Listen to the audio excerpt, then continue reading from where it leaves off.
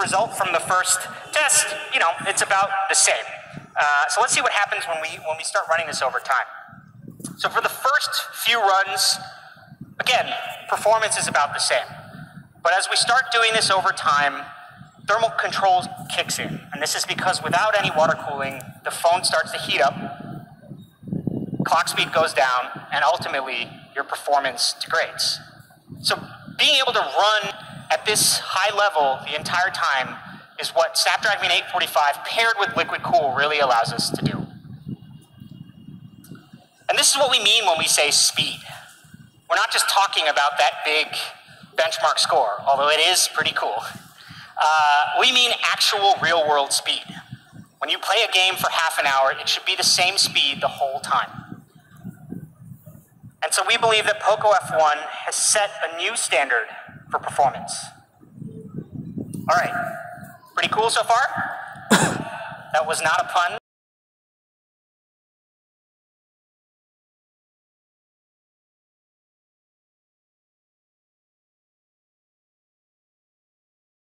Tells us they love. It's one of the reasons why Redmi phones have been so successful. But typical flagship phones compromise on battery life. Generally speaking, in a flagship phone, you usually get around 3,000 mAh. And for some reason, if you want great battery life, you generally have to buy a mid-range phone. But since we were building the Poco F1 from the ground up, without any of this baggage, this trend really didn't make any sense to us.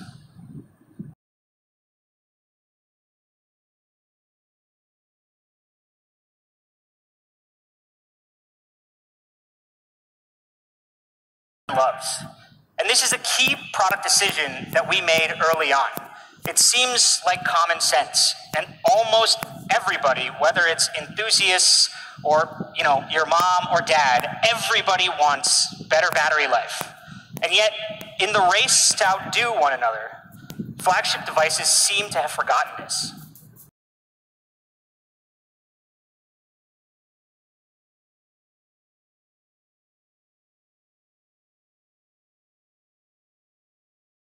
So let's take a look at some of the numbers here. You have 8 hours of gaming, 146 hours of music. I think that translates to around 6 days. But most importantly, it reduces anxiety. You don't need to constantly check your battery life.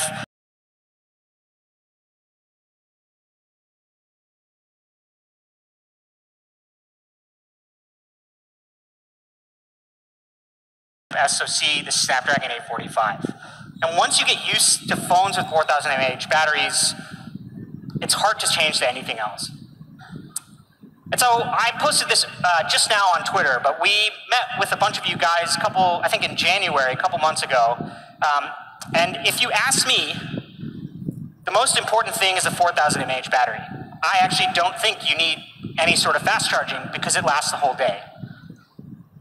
But we decided to include Quick Charge 3.0 because almost everybody across the board told us that you want both. And it doesn't just support it.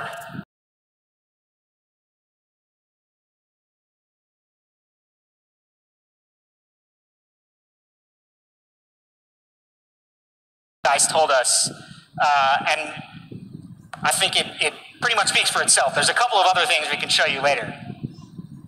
So again, this comes in the box standard. All right, 4G Plus, and I think this is something that's pretty new. We worked really closely.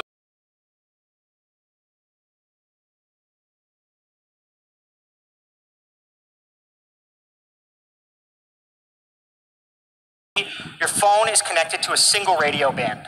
But with 4G Plus, it combines radio frequencies, different radio frequencies, to give you both faster network performance and better coverage. And it's important to note, one of the reasons why this is not very common here in India is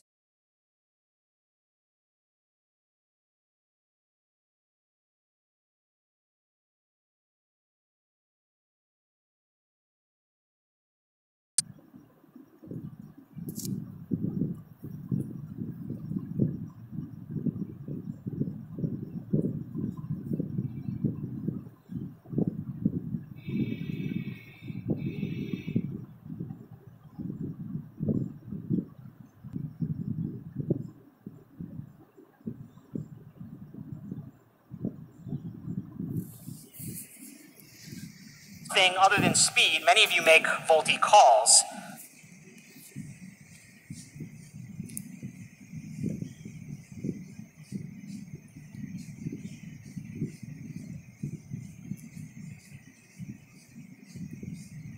And we're really glad to be able to bring it to India on one of the first devices ever.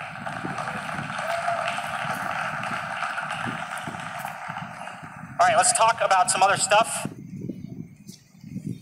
with speed. Memory.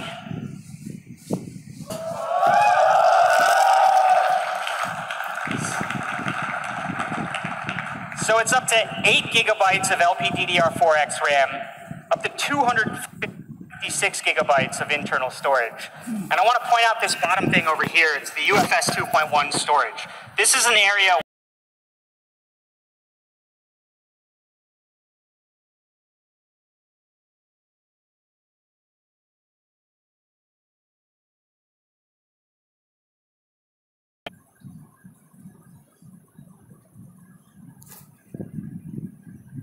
with UFS 2.1 storage.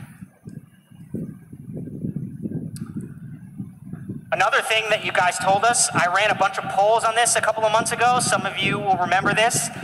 Again, with 256 gigabytes of storage, you might think that people don't need it, but we support an SD card here. It's expandable up to 256 gigabytes, but it's more for being able to transfer content, not really to expand your content, and this is something that you all told us. So this is a hybrid SIM, and we made sure to add it in based on your feedback. Yeah, that's good. I should mention again that this is one of the few flagship devices that support SD cards. Usually, you have to go to a mid-range device to get that kind of thing. All right, let's do a quick summary on the product. And as I mentioned in the beginning, we made a bunch of decisions very early on. We wanted 845, we wanted great performance, but sustained performance, so we used liquid cool. And of course, we wanted the 4K battery. We have top-of-the-line RAM and ROM insured across every single device. 4G Plus in one of the first devices here in India, and QC 3.0 just to top it all off. Pretty crazy?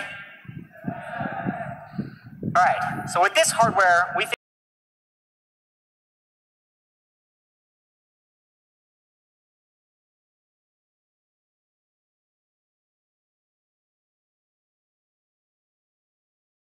games in a row, measuring 3 things: FPS, thermal performance, battery life. So let's take a look at the video.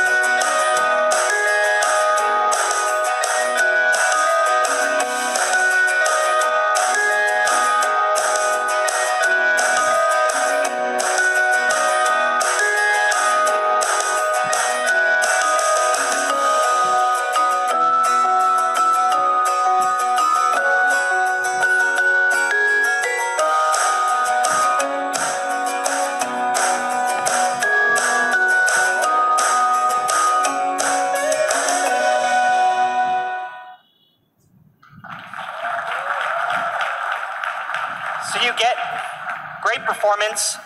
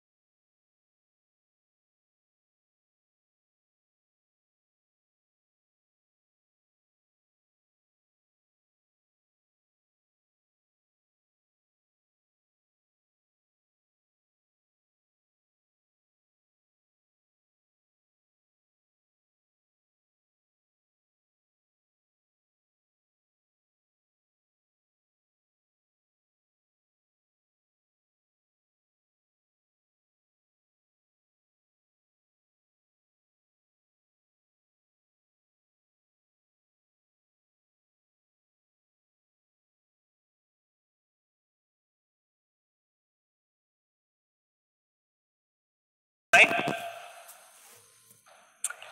It has a maximum brightness of 500 nits. Another thing everybody said, we want Gorilla Glass, so we put 2.5D Corning Gorilla Glass on this for durability. And you might be wondering what's going on up at the top, so we can dig into that a little bit. So we have over here all the components. This is the standard stuff, the proximity sensor, the 20 megapixel front camera. But to the left of the earpiece, we've added these components for infrared face unlock. And this gives you face unlock even in the dark. So we have two things here. There's the infrared light, which you'll see once you start using the phone, and then there's the lens, which actually takes the image. So we have a video here. I was the model for this video. So let's take a look at how well it works.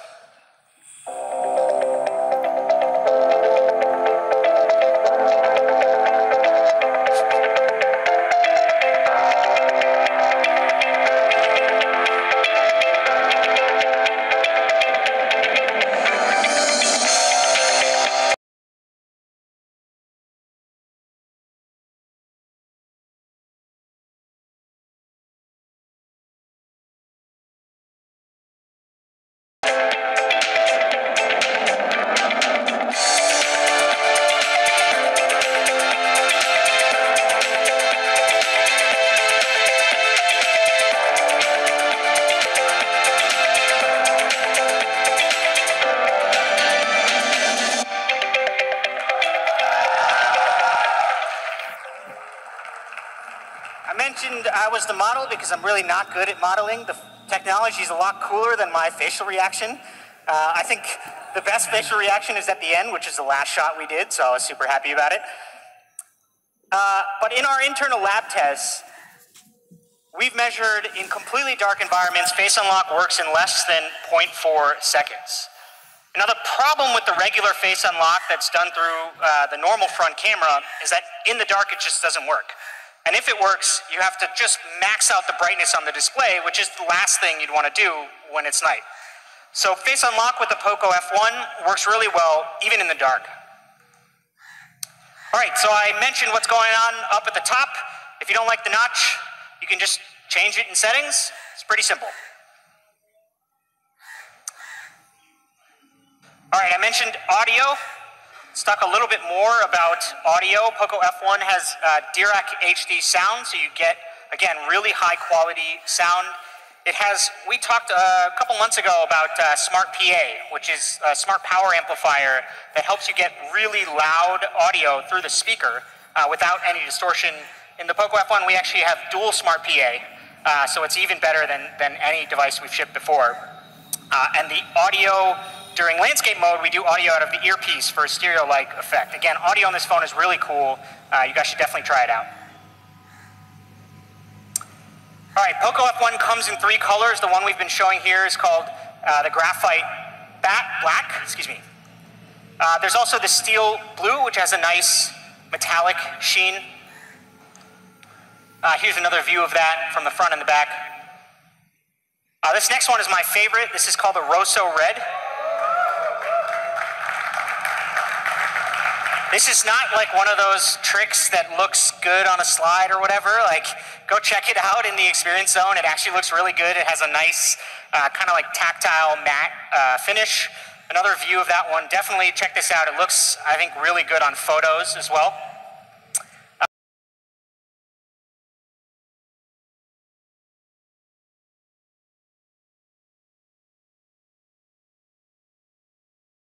My favorite one is down here at the bottom, which is the dust test, where we roll the phone in a cornflower environment. Don't recommend doing that, but I'm glad that somebody did it somewhere. So this is an example of why relying on Xiaomi for quality really helps us. We can deliver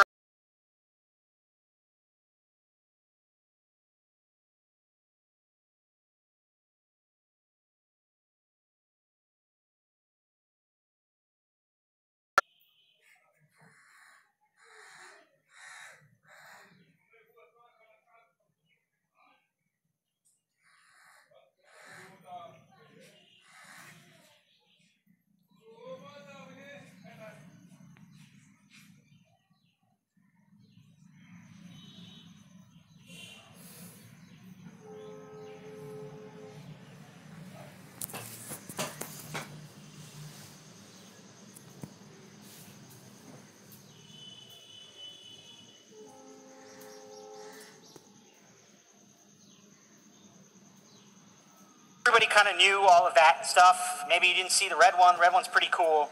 But it's time we didn't really have an answer for that. So we went back to the drawing board and figured out how to solve this problem. And we made this next version just for you. It's called the Poco F1 Armored Edition.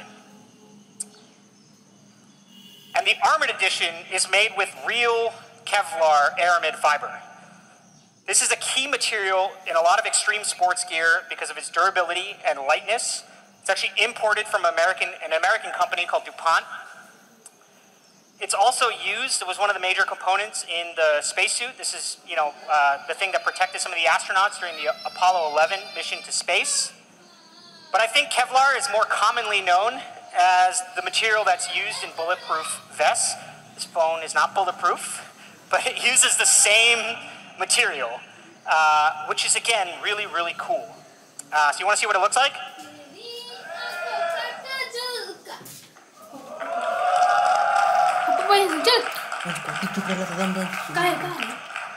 Pretty awesome, right? I think particularly on this version, the red accents around the camera look really great up there. Kevlar is scratch and wear resistant, and it really feels amazing in your hand. It has a really nice grippy texture. So we didn't want to make just another glass phone. For those of you who told us they wanted something cool, Kevlar is most definitely cool. It's a phone that you really appreciate.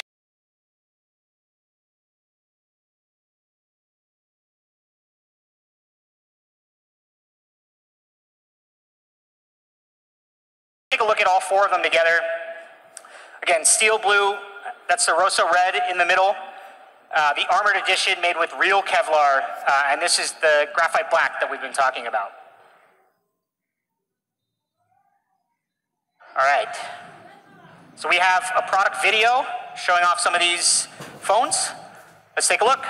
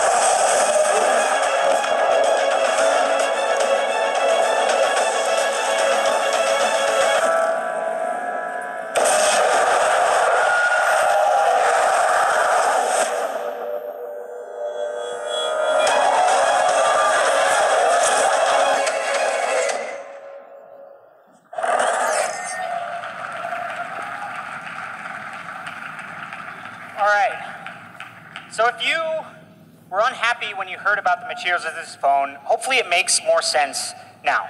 When you put a case on it, you have a more durable phone. And if you really want something that feels premium, you have Kevlar, which is actually different. It doesn't look like just another glass phone. All right, I think the next natural section is the camera. This is another area where we really relied on Xiaomi's expertise, both in hardware and software.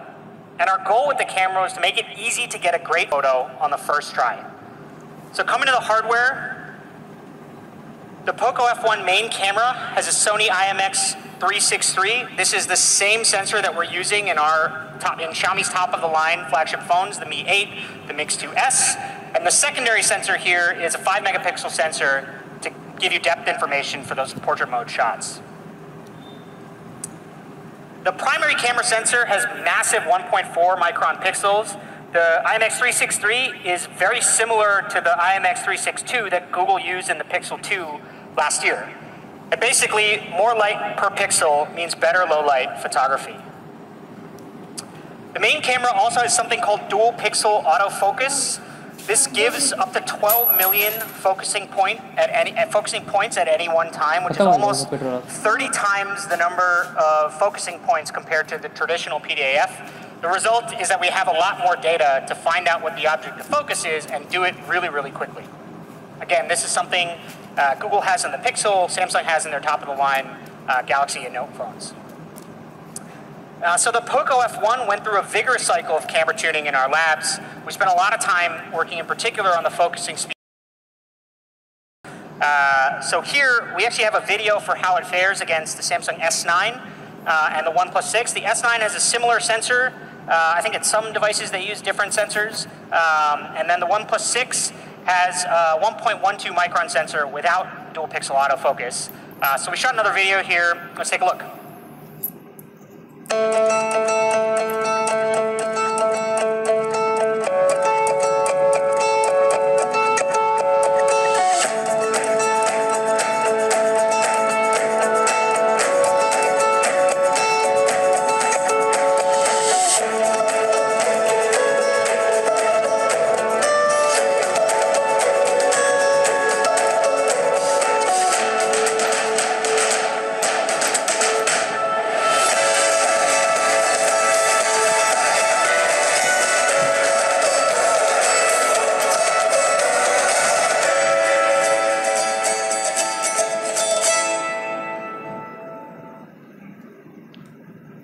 Okay, so you can see how in low light, that's where the OnePlus 6 really struggles, because it has the smaller pixel size without dual pixel autofocus. Compared to the S9, again, pretty similar performance in low light focusing.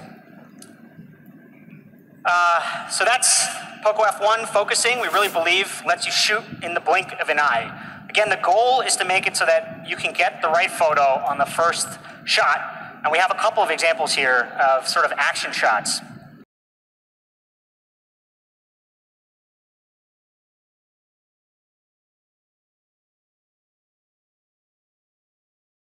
Focus, and you still have good colors in the background. Here's another great example. Obviously a lot of movement here, and you can see how the dual pixel autofocus lets you capture this moment really, really quickly, which is something that is much, much more difficult to do with regular PAF. I'm not really sure what's going on in this photo.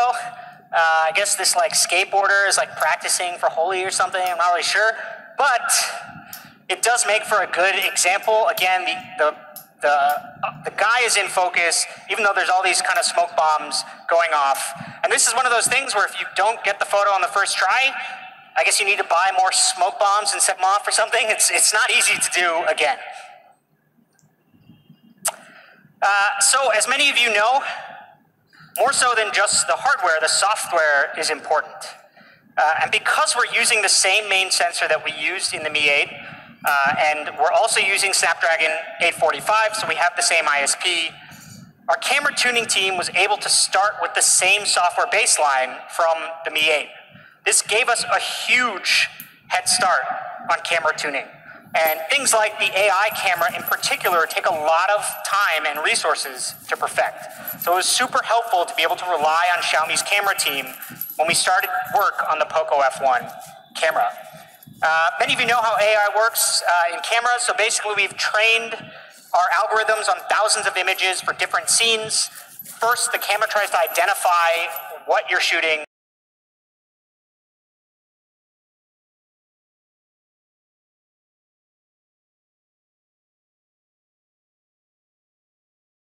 Sort of photos of people.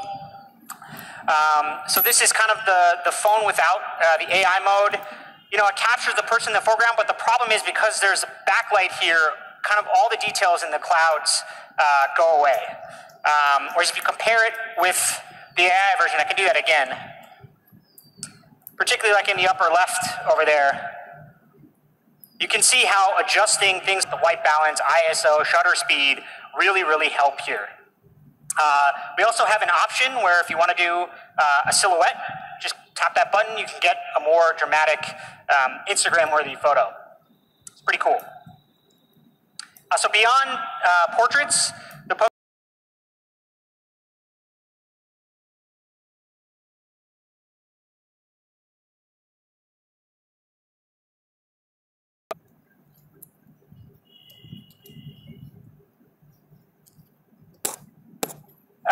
especially the lighting, sharpness on the building, details in the clouds. Actually, if you think that we kind of faked this photo, you can see like these people over here, like this photo was taken in the same lighting condition. These people are in both photos.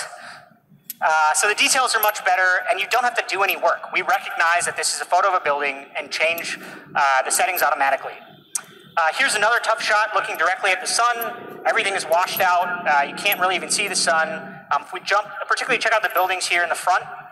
We jump to the AI version, you get a much deeper red. If you look at the sun in the background, again, you can identify the shape. And then you see different colors in the sky. You can just jump again. So it really helps.